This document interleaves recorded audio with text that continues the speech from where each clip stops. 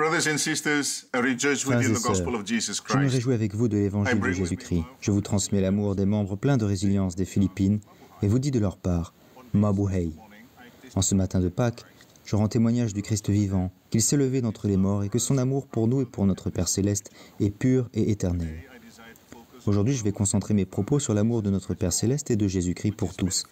Amour qui se manifeste par le sacrifice expiatoire de son Fils, Jésus-Christ. Car Dieu a tant aimé le monde qu'il a donné son Fils unique.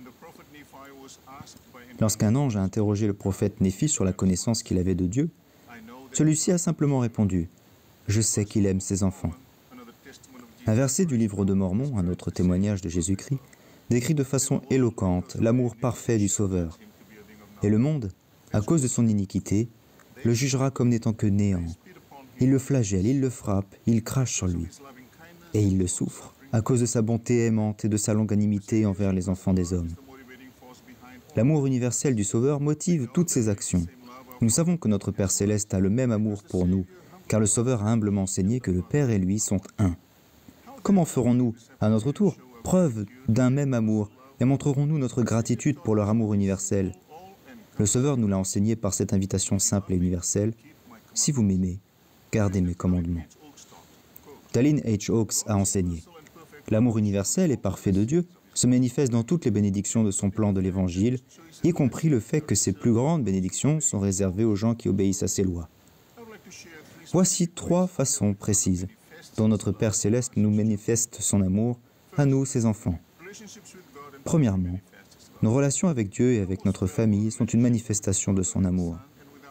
Nos relations les plus précieuses sont celles que nous avons avec le Père et le Fils, et avec notre famille, parce que les liens qui nous unissent à eux sont éternels. Le grand plan du bonheur est une merveilleuse manifestation de l'amour de Dieu pour nous. Les yeux rivés sur le plan de Dieu, nous choisissons de plein gré d'extraire de nous la terre et les cailloux qui nourrissent les désirs égoïstes, pour les remplacer par des fondements sur lesquels des relations éternelles se construisent. D'une certaine façon, on peut appeler cela des travaux d'excavation spirituelle. En effectuant cette excavation spirituelle, nous devons avant tout rechercher Dieu et faire appel à lui. Le fait de le rechercher, de faire appel à lui, amorcera le processus et fournira la place nécessaire pour édifier et fortifier nos relations éternelles. Cela élargit notre perspective spirituelle et nous aide à nous concentrer sur ce que nous pouvons changer et non sur des peurs hors de notre contrôle. L'étude de la vie et du ministère de notre Sauveur Jésus-Christ nous permettra de voir ces autres sujets de préoccupation dans une perspective éternelle. Les distractions nous empêchent parfois de ressentir l'amour de Dieu dans nos relations et nos activités familiales. Une mère qui voyait que les gadgets prenaient le dessus sur ses relations familiales a trouvé une solution. Au repas et à d'autres moments en famille, elle lance cet appel. On range les téléphones et on se regarde dans les yeux. Elle explique que c'est la nouvelle règle pour les membres de sa famille et que cela resserre leurs liens lorsqu'ils passent du temps en étant vraiment présents. Ils ont maintenant des discussions de qualité en faisant le programme Viens et suis-moi en famille. Deuxièmement, Dieu manifeste son amour pour ses enfants en appelant des prophètes. Le monde actuel est submergé par une guerre de paroles et un tumulte d'opinions. Paul nous rappelle « Il y a de nombreuses voix dans le monde. Laquelle de toutes les voix s'élève avec sens et clarté au-dessus de la mêlée? C'est la voix des prophètes, voyants et révélateurs, appelés par Dieu. » Je garde un vif souvenir de mon retour au travail après avoir subi une opération chirurgicale en 2018. Je me trouvais dans le parking du siège de l'église. J'ai soudain entendu la voix du président Nelson qui m'appelait. « Taniela, Taniela !» J'ai couru vers lui et il m'a demandé comment j'allais. J'ai dit « Je me remets très bien, président. » Il m'a donné quelques conseils et m'a pris dans ses bras. J'ai vraiment ressenti le ministère personnel d'un prophète qui veille sur chacun. Le président Nelson s'est rendu dans de nombreux pays. Dans mon esprit, il ne veille pas sur des milliers à la fois, mais sur des milliers de personnes individuellement. Ce faisant, il répand l'amour que Dieu a pour tous ses enfants. Récemment, les paroles de président Nelson ont été une source de force et d'inspiration pour les habitants des Philippines.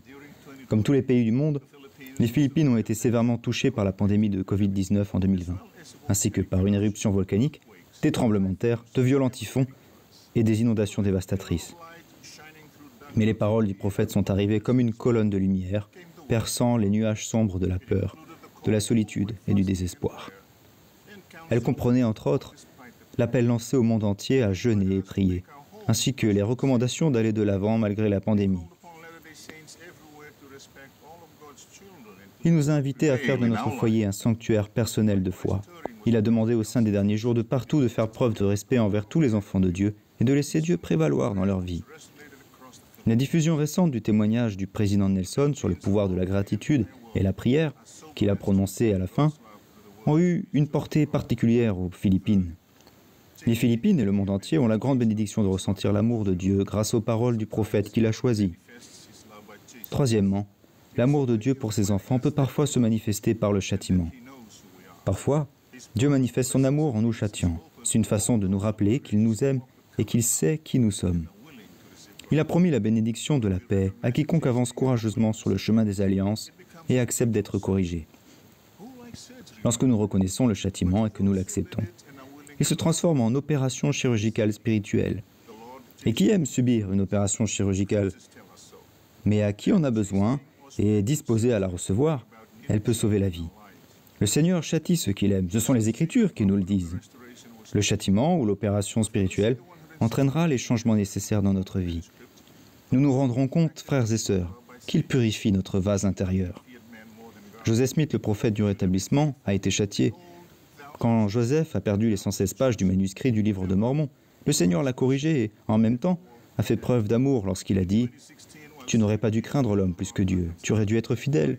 Voici, tu es Joseph, et tu as été choisi.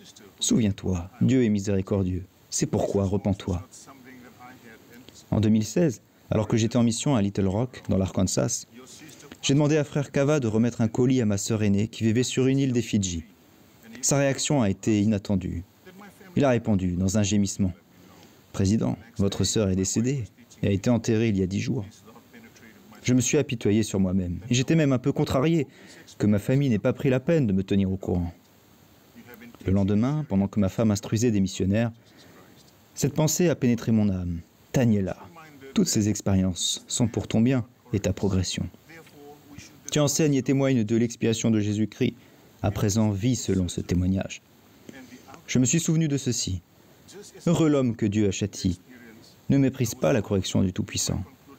Cela a été une opération spirituelle pour moi, et le résultat a été immédiat.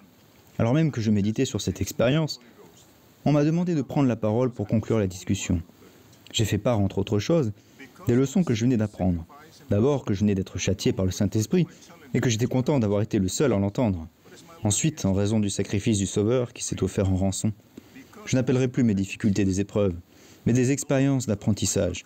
Enfin, du fait de la vie parfaite et sans péché du Seigneur, je ne regarderai plus mes imperfections et mon manque des capacités comme des faiblesses, mais comme des occasions de progresser.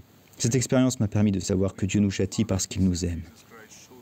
En conclusion, notre Père éternel et son Fils Jésus-Christ montrent leur amour en nous permettant d'avoir des relations éternelles avec eux et avec les membres de notre famille, en appelant des prophètes modernes pour nous instruire et veiller sur nous, et en nous châtiant pour nous aider à apprendre et à progresser.